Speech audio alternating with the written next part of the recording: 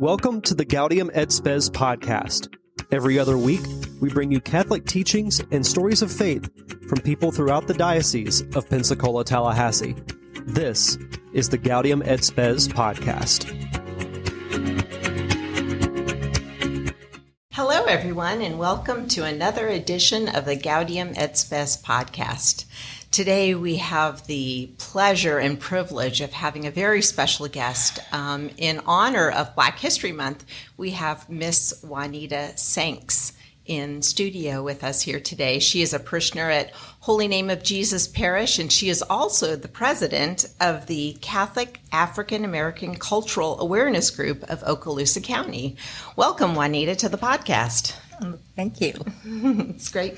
Yeah, it's great to have you here, and special month. We just came off an amazing privilege for our diocese at the end of January when Cardinal Gregory came down to celebrate our annual Black History Month Mass, so pretty cool stuff, and we're excited to hear your stories.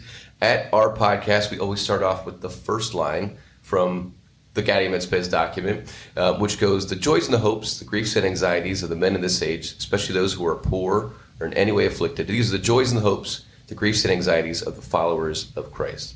So, Juanita, as a follower of Christ, what are your joys or hopes, griefs or anxieties going on right now? Well, over the last month, all of January, really December, but just go with January.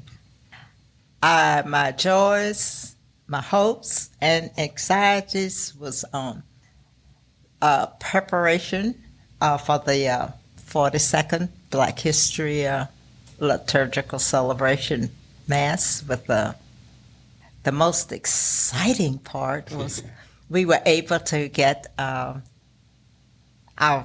first African American Cardinal Gregory, as the homilist and the main celebrant. And the main celebrant part was really a surprise for us, because when we first wrote him, we wrote and asked him to be the homilist. Thanks, I think, to our Bishop Wack, we were able, he worked that part out. We just said, "Oh, thank you, Jesus." And my other joys was having, between this year and last year, I had all of my children, who are all grown, come back and participate and attend the Mass. And my griefs, my sister right now is in the hospital, and that just happened here a couple of weeks ago, and she had to go back this weekend. So, and I had one friend's husband passed, and I had worked with her ever since we had been here, and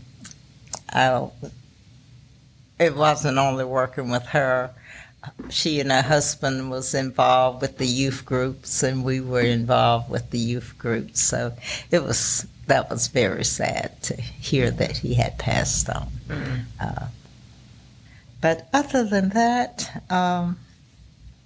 it's just good to be here. Good to be anywhere. Yes. Well, we will definitely keep your friend and your sister in our prayers as they travel through these, difficult times and stuff. So, but thank you for sharing that with us. So, thank you. I had the Chez. I had the pleasure of going to Mass at St. Anthony's this last Sunday.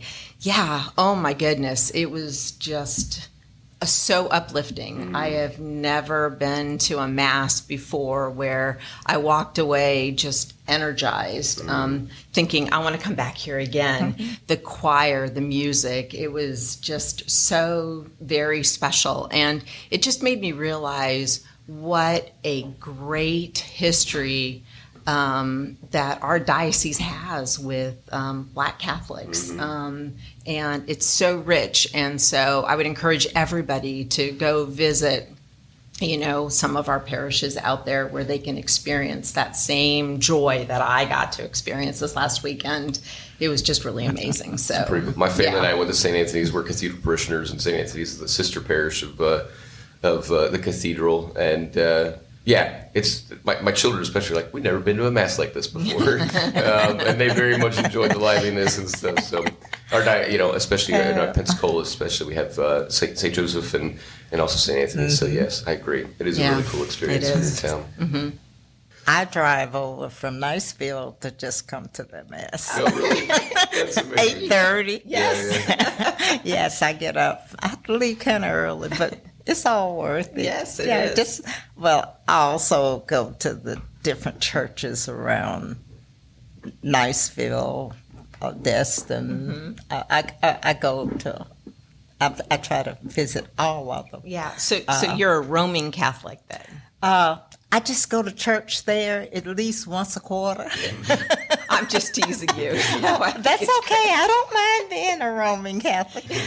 But a holy name is home. There you go. That's right. As diocesan people, all of our parishes are loved equally the same, and we won't tell your pastor that you're church hopping. I think he knows. Yeah, exactly. By the way, it's okay. She's a loyal parishioner, don't worry. But I grew up like that. I mean, I grew up as my family was Baptist. We lived in the country. It was a little place called Kerrville, and that's Kerrville, Georgia. And it's a little country place between the city of Calhoun and Rome, Georgia. And all the little communities around, each one had a church. So our church at Kerrville was held on second Sunday. And that was a Baptist church. And then another community had a Baptist church. One had a Methodist church. Then Calhoun had all three, Methodist, Baptist, Holiness.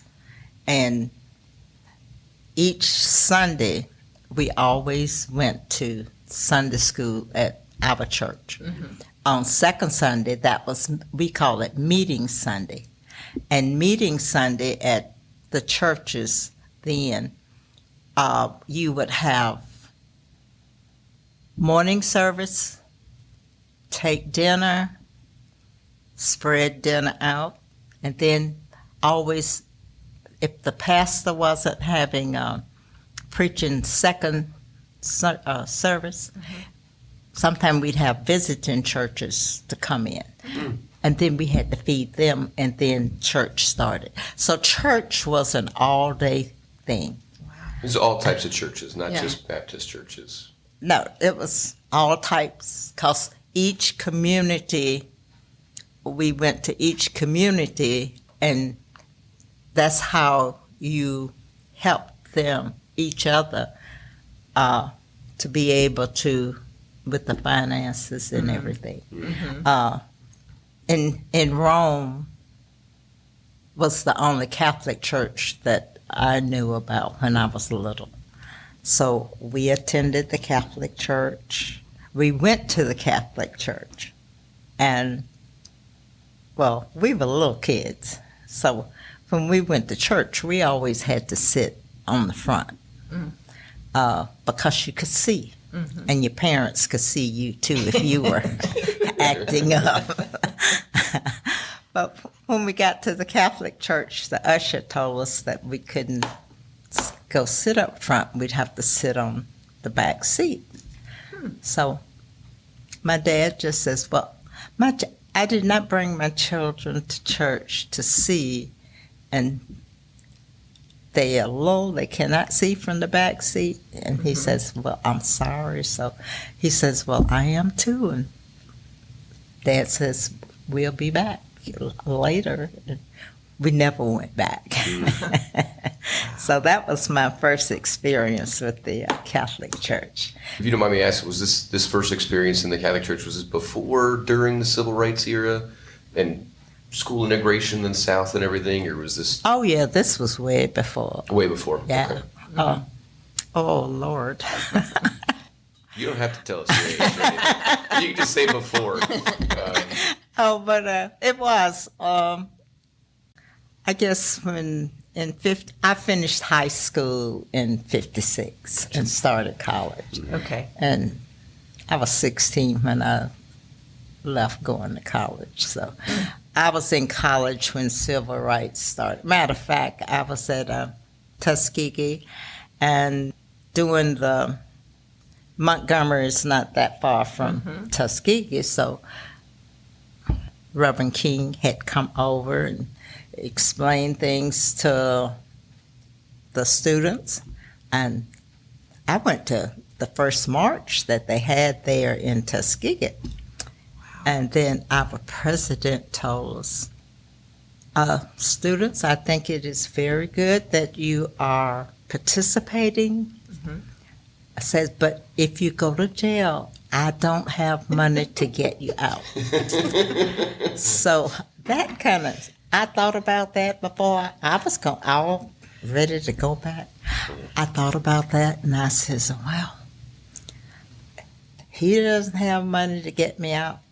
I work so that I can get home, like for Thanksgiving and something. I said, I don't have that money. I know my parents don't have it. So I said, they sent me here for education. I think I better just be a background person. So I prayed a lot. That's wise advice. Yeah, but it was a good experience. I can imagine. And kind of scary, too, because while a student there at Tuskegee,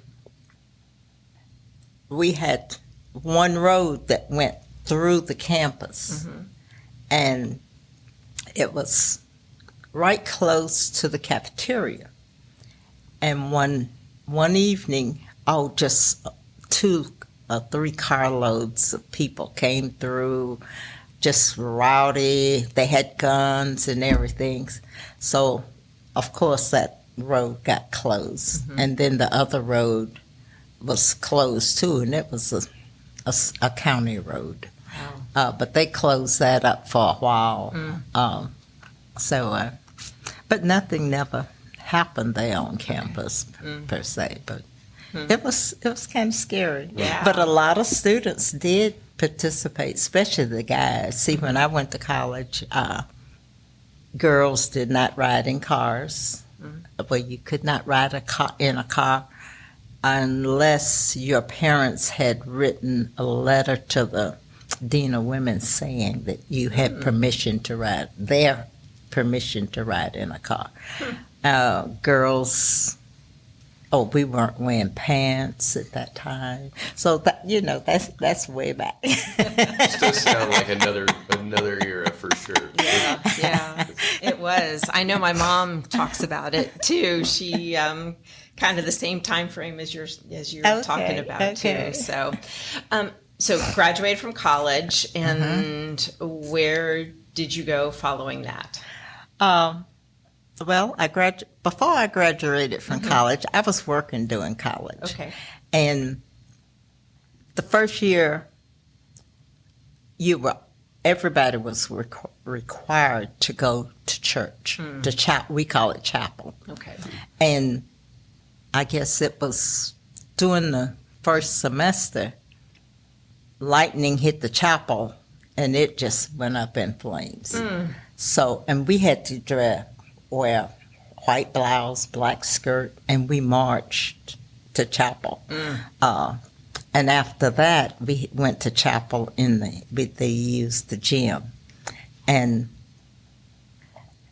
the next year, I think about second semester of the second year, they opened it up. Since so many students were working, we were kind of like missing chapel, and as long as you were working, you had an excuse, but you still was missing church.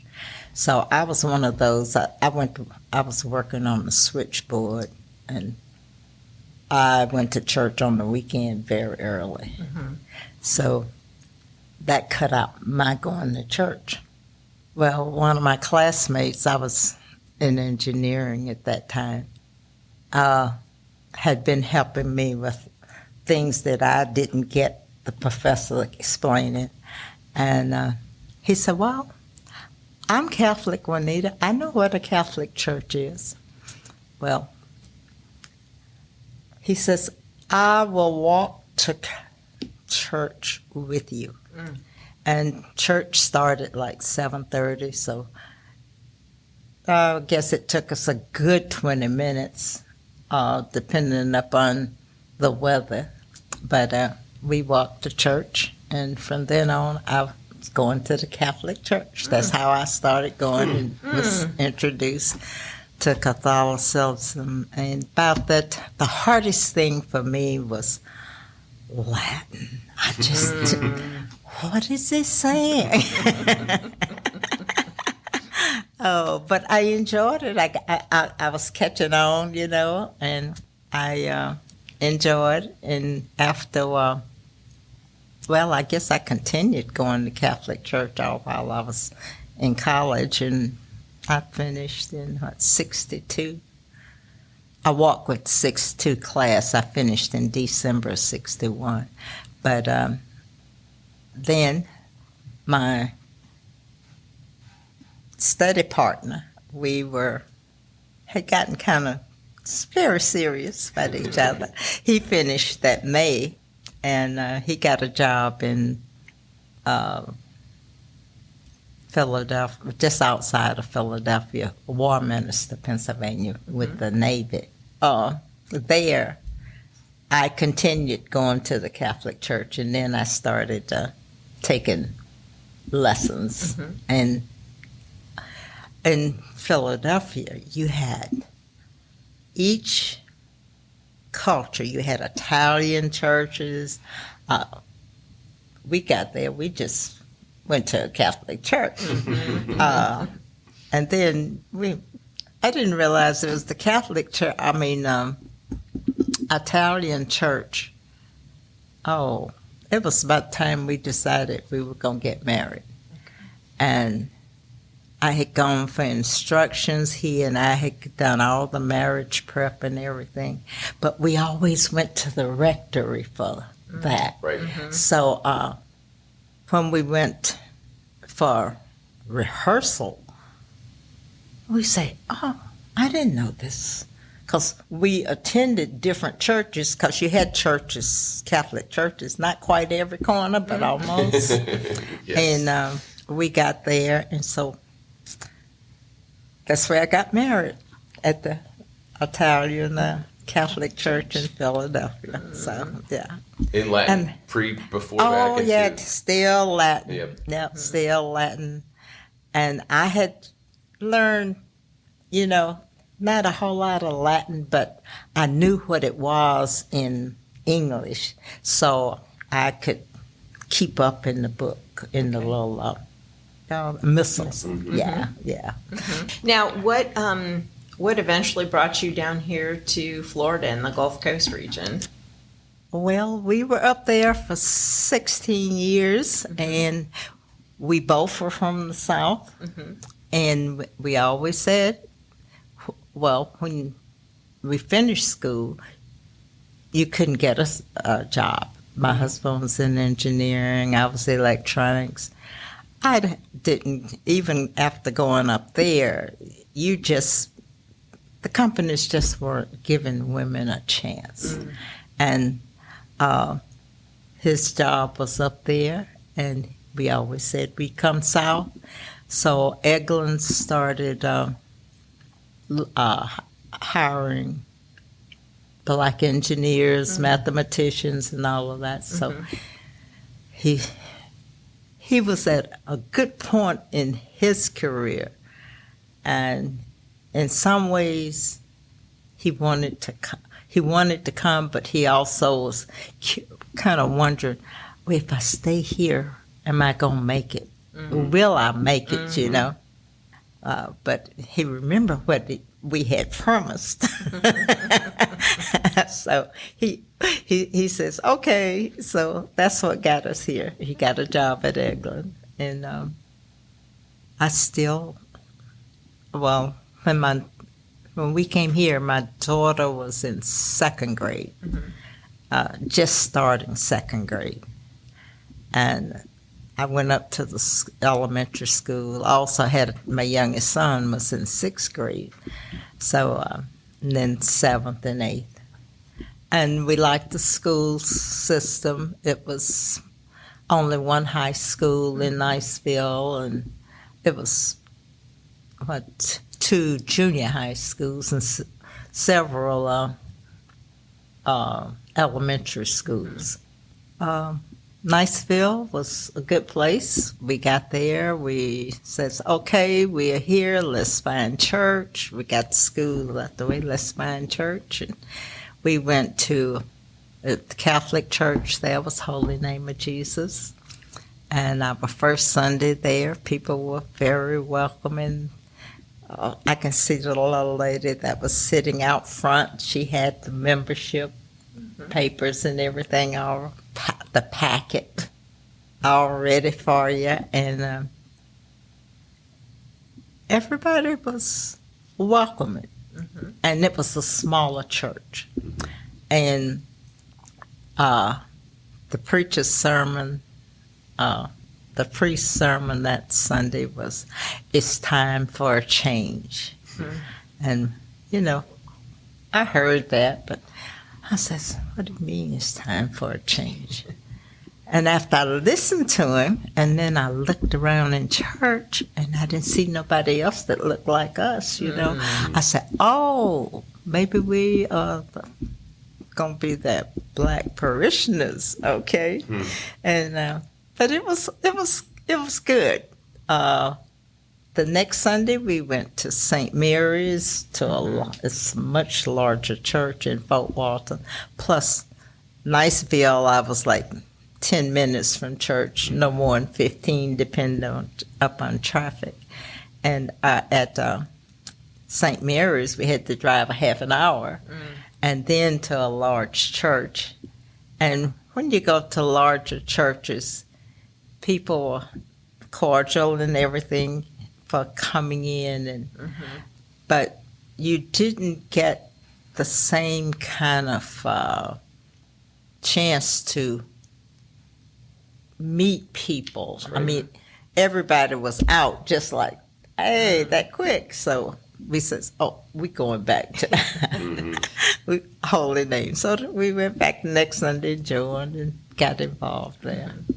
Well, so you mentioned so far a few different flavors of Catholicism. The first experience when you were a young girl, Deep South, essentially segregated, but kind of an experience there. Then at college, at a different flavor of Catholicism, maybe still in the Deep South, but you found welcoming, or at least interesting. And at Tuskegee. At Tuskegee, that was predominantly black church, and the priest was always white, but as far as attendance, because the church wasn't far from campus, and people lived all around, and in that, I think that was another Catholic church, but it was farther out in Tuskegee. But that was part of the difference in the flavor, as well as you had different songs. You could take the same song and sing it at one church and sing it. It was just different.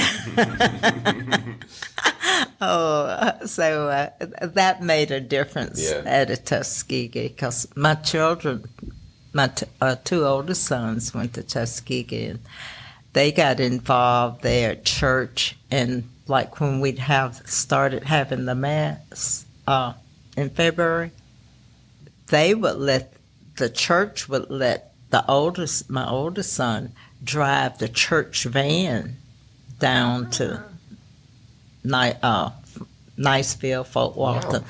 And they'd bring a van load of students with them that was in the student group there at the church.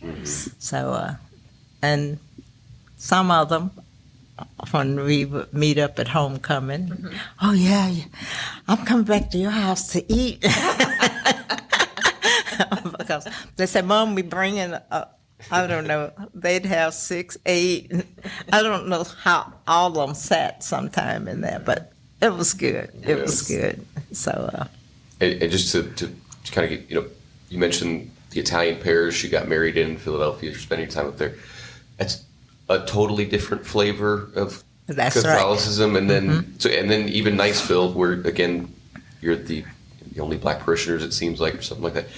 I guess my question is, one of the things you always hear about, no matter where in the world you go, as a Catholic, you'll always feel at home because the Mass is the Mass and stuff like that. And most of the time I can be like, definitely. I pretty much, I've never felt out of place, to be frank.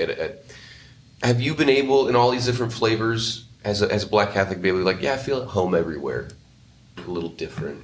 Well, to me, I'm going to church to serve God with the community.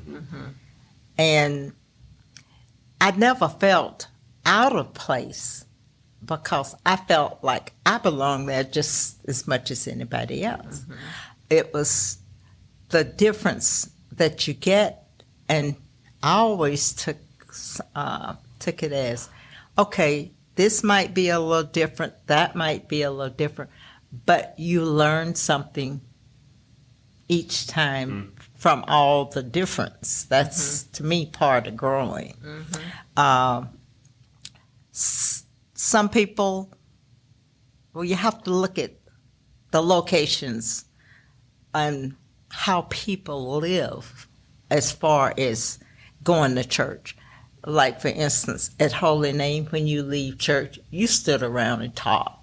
Or you went over to the hall and had coffee and donuts. Still do. When going to St. Mary's, I didn't see that just being there one Sunday. They may have had it, but it was so many people, and not knowing, should I follow this crowd or that crowd, because they had a school at St. Mary's. At the Italian church, it was a little small church, and people, we just always spoke to people, and nobody stood around and talked. What you notice is the music and the songs and just the tempo of the songs is different. And some of them is the same, and then some of them you never heard, so you're learning a new song while you're there. So I feel when we came to Holy Name, we said, okay, we are here, and this is where we're going to church. And one way we always felt was that you had to get involved. Right. And get to know people, join whatever ministry you want to do. So we started out ushering, and we ushered as a family. Because we told the children, y'all got to get involved. You're going to be going to church here, you're going to meet the students here. So we started ushering as a family. And then we got involved. Father Heesel asked us about being directors for the youth group. And, my husband said, Father, you sure you asking the right, you know who you asking? He said, yes. He says, I'm very sure about that. And so we thought about it, and we told him yes. So we did that for about 5 or 6 years. And that was good. Later on, our I don't know whether our son told us or whether Father Heaslip told us, that he went to the 11th grade class and he was looking for,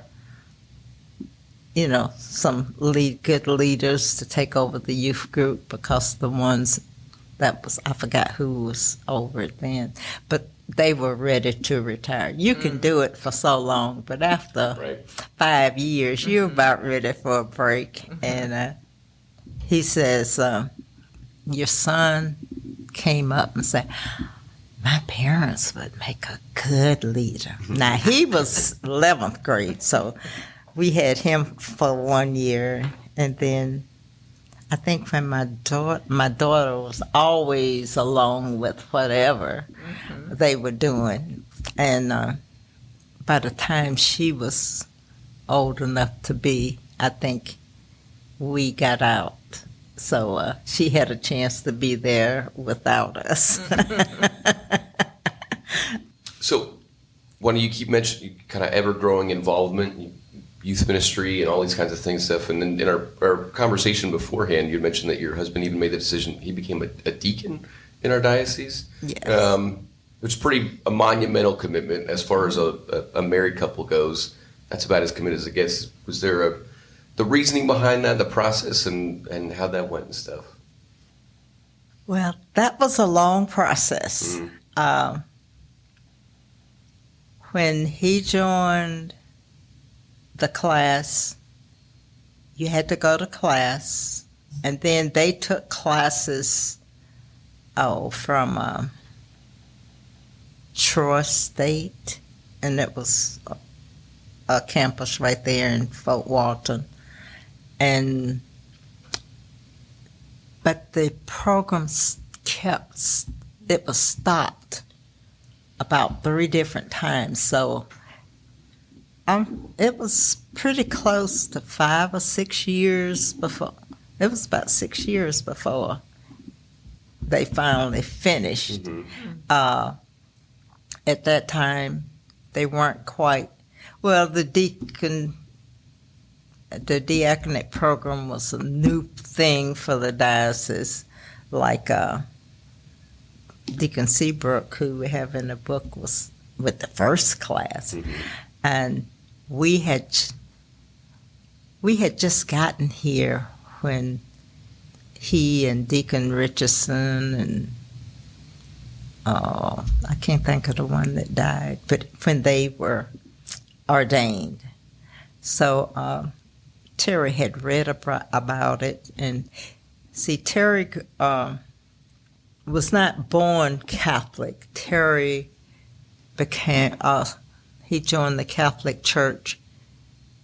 He had started he went to a mission school, and there he learned all about Catholicism, and that's when he joined.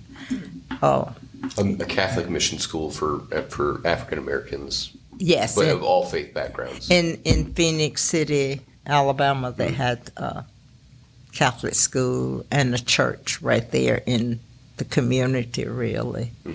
When we met at college, he said that, I used to want to be a priest.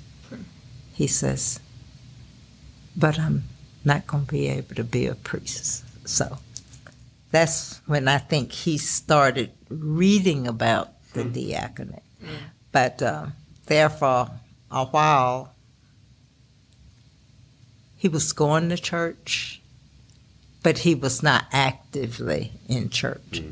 And then he met me, and boy, you went to church every Sunday. That was a part of life, that was just... Chasing the girl. Yeah, that was just what you did. And so he got in, when we got here at Holy Name, he got involved, and he just came home one day and says, I think I would like to study to become a deacon. So I said, okay. I said, what does that mean for me? He says, Well, you will be able to go.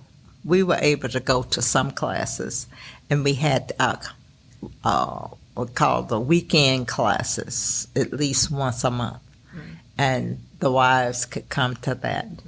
And the other classes that he took, they had to write papers, so I typed all his papers. So that's how I kept up with what he was doing in class. He finished and got a degree from Troy because they had stopped the program. So he just kept, he said, I'm enjoying, I'm learning, I want to just continue. So by the time they started the program again, he had gotten a degree for that, and then they had some other classes for him to take. So we finished that, and at the end of the second year, I think he met with the bishop, and they talked, and you make a commitment at the end of your second year. So he made the commitment, and he was ordained 88. Okay. In 88, he was ordained. My fourth son finished college, and my daughter finished high school. So it was pretty active there, yeah. And he got sick, and he passed in 89. Oh, okay. During that time, he was active in Holy Name, and at that time they had started breaking ground to build Christ our Redeemer. And when they started the church out of Christ our Redeemer, they built the parish hall first. And during that time, church was held on Range Road at the Baptist church there. So most of the time, Terry was scheduled to be deacon out there. And he would visit, go take communion to the sick. Well, we had been doing that together all along. So when he became, while he was still working, we were doing that before he even got in the deacon program. And then when he became a deacon, we covered more territory for doing that. So, and he went to D.C.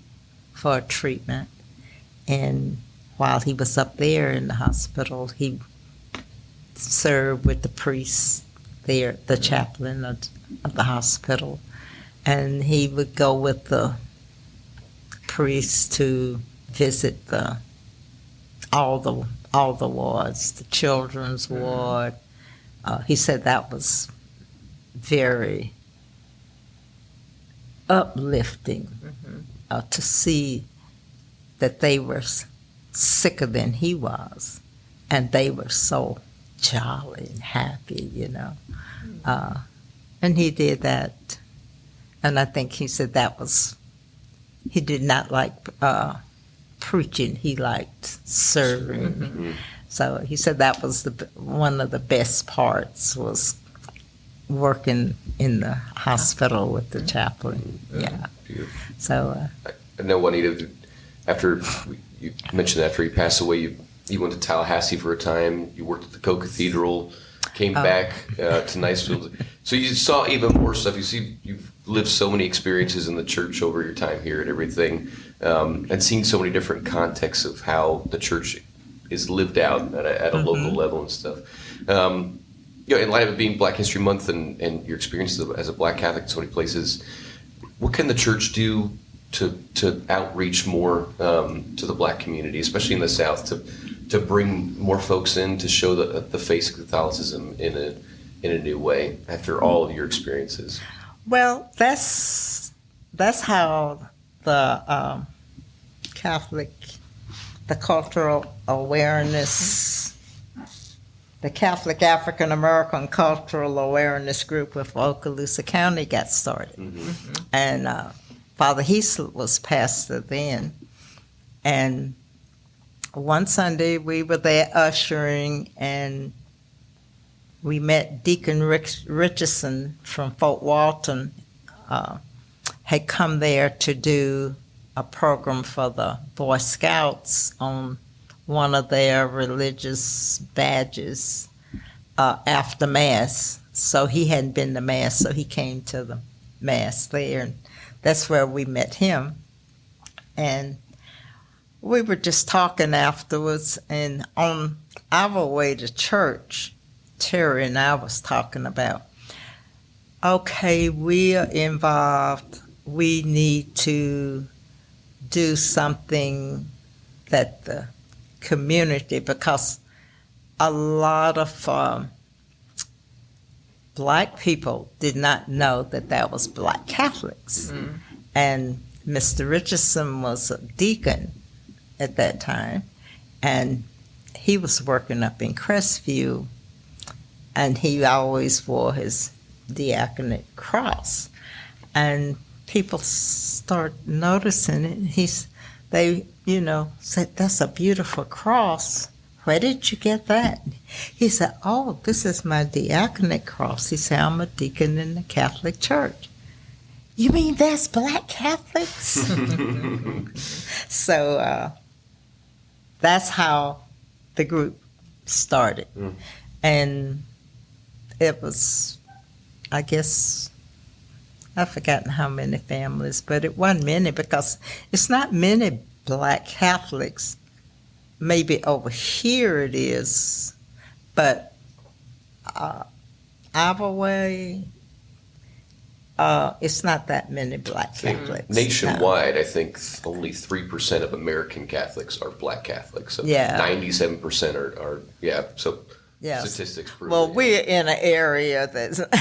right. I mean, you have more black Catholics here than we have over there. Right. I mean, just to even get a choir going, it's hard. So we gave up on that. We just decided, okay, we wanted to get, we felt that two things. One, black Americans needed to know that there was black Catholics. And two, part of us don't even know our history, so we said we can teach everybody. Just do something to let people know that, okay, blacks have always been a part of the church. There are some black Catholics here. Blacks have worked and been here in America and have used their gifts to do so much for America. And that's how we got started with that. And the Mass is not just Catholic. We have other religions involved. And that was our way of evangelizing, and also not trying to get people to change your church, just get people to work together. In our community, when I was small, Thanksgiving, Christmas, everybody, and when I say everybody, I don't mean just all the black families, I'm talking about the white families and all. We traded off. One year we would meet at the black church, one year we would meet at the white church, and we all would have a program, and then afterwards, we brought food, the Thanksgiving kind of meal all together. And we did that till I started 8th grade. And they still get together sometimes now. And I don't know where we got away from that. I mean, I know that there was Ku Klux Klan, but we knew just about everybody's voices just from being around them. So anytime you saw the Ku Klux Klan, if they ever came to your house, they came to I can remember once they came to my house. And my dad just went out on the porch and he called all of them by name because he knew their voice, because they talked, they worked together. And he just told them, don't y'all ever come back to my house? He said, because if you do, it's not going to be this nice.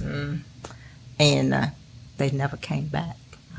That's fascinating. But it was, and then that Thanksgiving, we all eating food together. That's crazy. Wow.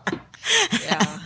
So, somewhere the violence and everything that we are having now it's just, it's like we have no morals. We don't care anything for each other. And it doesn't matter. It can be family you're fighting with.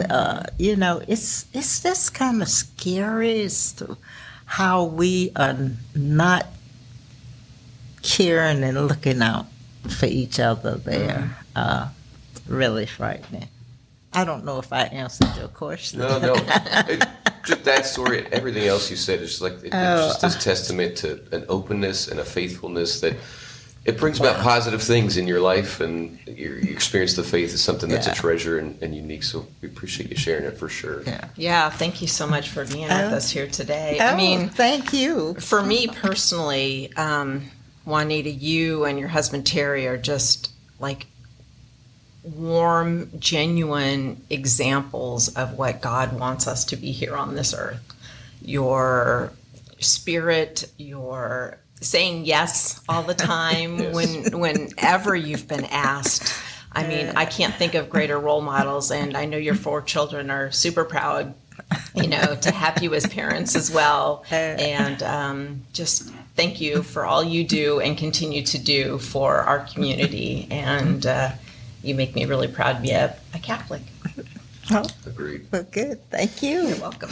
Well, guys, I hope you're blessed by this conversation. Again, our diocese has been blessed by folks like Juanita and her husband, Terry, St. Anthony, St. Joseph, our former bishop, John Ricard, a black bishop, our current in-residence bishop, former priest of our diocese, now back as a bishop, Bishop Martin Holly. So a uniquely rich heritage in our diocese of the black experience in the Catholic Church. So learn more about it. There's plenty of ways to, and we hope you'll dig into that.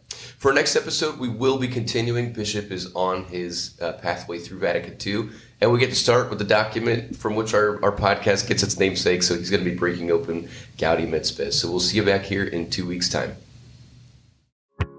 Thank you for tuning in today to the Gaudium et Spes podcast.